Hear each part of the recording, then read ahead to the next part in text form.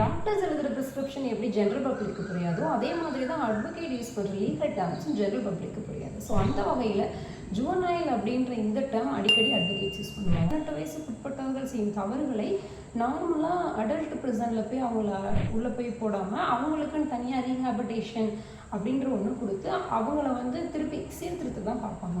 நீங்கள் கூட சீர்திருத்த பள்ளி நிறைய மூவிஸில் பார்த்துருப்பீங்க இல்லையா? ஸோ இந்த ஆக்ட் கீழே தான் வரும்.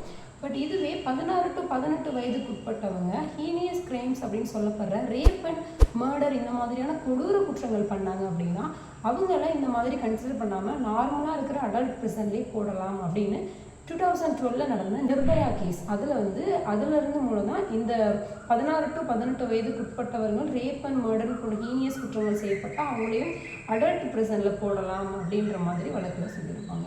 இந்த மாதிரியான இன்ட்ரெஸ்டிங்கான லீகல் சம்மந்தமான விஷயங்கள் உங்களுக்கு தொடர்ந்து வேணும் அப்படின்னா பரிமளா யூடியூப் சேனலை சப்ஸ்கிரைப் பண்ணுங்கள். உங்களுக்கு ஏதாவது லீகல் குவரிஸ் அண்ட் டவுட்ஸ் ஏதாவது இருந்துச்சு அப்படின்னா என்னோட மெயில் பாக்ஸ் அப்படி இல்லைனா கமெண்ட் பாக்ஸில் கமெண்ட் பண்ணுங்கள். தேங்க்ஸ் ஃபார் வாட்சிங்.